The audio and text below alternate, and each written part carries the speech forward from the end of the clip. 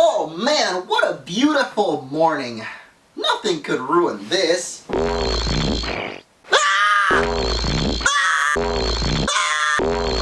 Pokeball, go!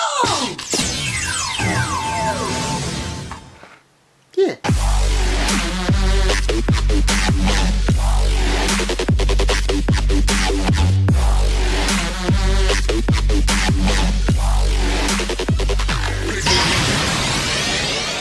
What's up everyone, and welcome to a very special Pokemon news update. This has been a very weird year for Pokemon fans as we haven't really had as much news as we're used to about upcoming new Pokemon games. There has been a little bit of Super Mystery Dungeon and Pokemon Tournament stuff, or Pokken Tournament stuff here and there, but we haven't really heard of what is next. What is the big next Pokemon game? And yesterday we got a new trailer for Pokemon Go, the first mobile Pokemon game, or I guess main Pokemon game being developed, and it looks amazing. I know it's not the next main series like Pokemon Z or the next generation even, but I think it looks really cool, and so I wanted to give my 2 cents about what I think of this game, and I guess just my thoughts and review of what I think of this trailer, because the trailer shows off something the actual game might not exactly end up being that. And I know I'm a little bit late on this update, guys, because it came out, I think, over a day ago now, but I'm currently traveling. You might notice in the background I'm in a different place, and I'll talk about a little bit about that at the end of the video. But today we're talking all about Pokemon Go. A lot of people asked me to make a video about this, I guess a review or analysis of the trailer and just what I think about this, because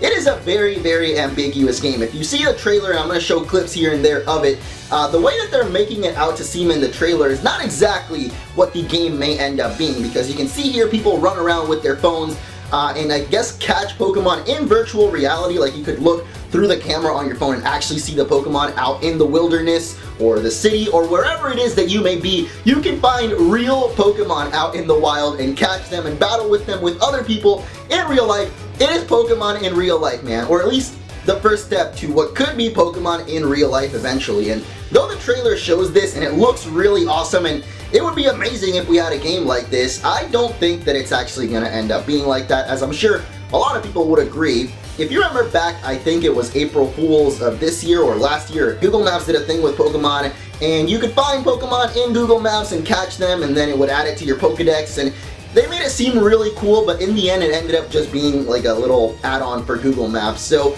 this game could very well end up being something like that, but I actually don't think so. While I don't think we'll get it fully fledged out like we see it in the trailer, mostly because, one, that seems really, really crazy to make, and I feel like they could do it, but there would be some sort of safety issues there. Like, I don't think they would want kids running out and over cliffs to catch themselves a Charizard, or running out onto the street chasing after Pikachu with oncoming traffic.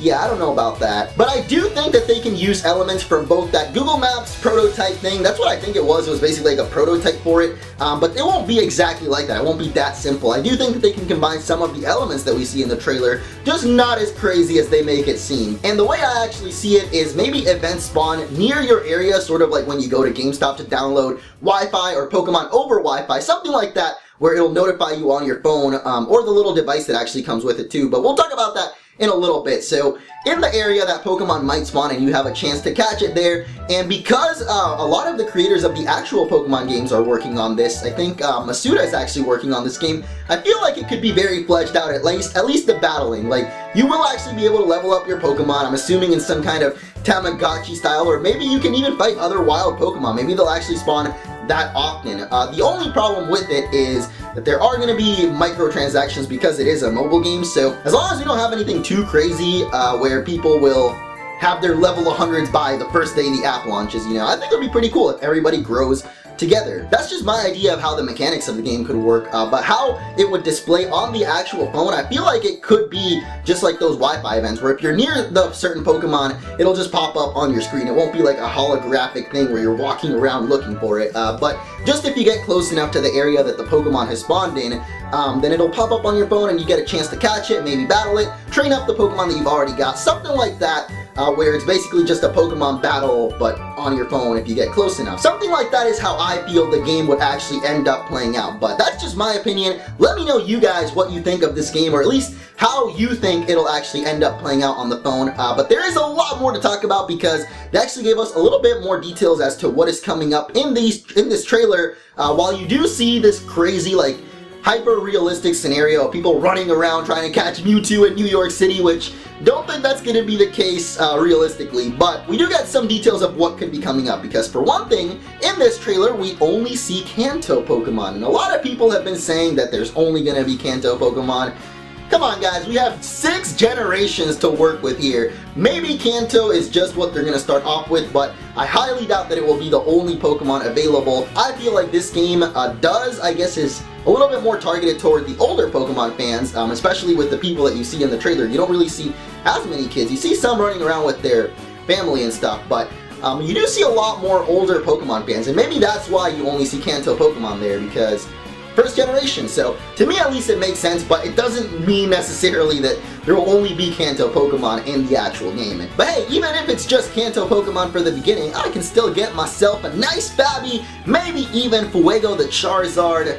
Even if I might have to climb to the top of Mount Fuji to get him, I'm gonna do it, man. For the Charizard, I will do it. Now the other thing I wanted to talk about is the Pokemon Go Plus, and this is a thing that kind of links more to the younger audience. If you don't know, the game is gonna be a mobile game. It's only on iPhone and Android, but they are making this little device called the Pokemon Go Plus for kids that might not have an iPhone, because even though I've seen lately some 6-year-olds running around with iPhones, it's pretty crazy. Not everybody is going to have one of those. So the Pokemon Go Plus is this little device that I'm sure a bunch of older people are also going to be using, because I know I'm going to be wearing one 24/7, where it emits these little vibrations, basically like having your phone on silent mode where it just vibrates or makes a little blinking noise. Lets you know somehow if a Pokemon is nearby, and maybe then you can check on your phone and see exactly where that Pokemon is, and then when you get near it, maybe you get to encounter the event. The thing is, we don't really know how the game is exactly going to work, but we can only assume that if the Pokemon Go Plus does that, like vibrations and stuff when Pokemon are nearby, it's just learning you that something is nearby. And the way they said it, at least for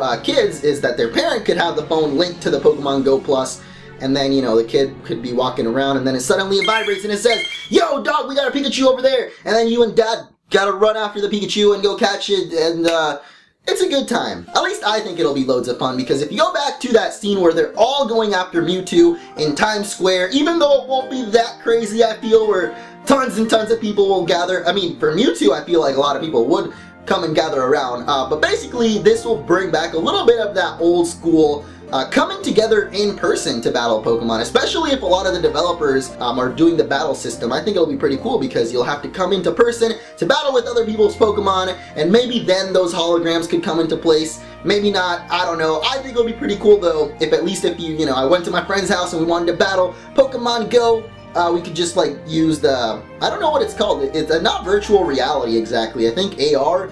Where you point your phone and, you know, you see the actual image of the Pokemon. There was like a DS game that had that, so I think it'll be pretty cool if at least for battles with your friends or something, they would have little holograms on your phone of the Pokemon. But we can dream, guys. So as always, let me know what you think of Pokemon Go in the comments. How do you think the game is going to end up playing out? And if you enjoyed this video, this little update, and what I think of the game, make sure to leave a like. I know I was a little bit late on that.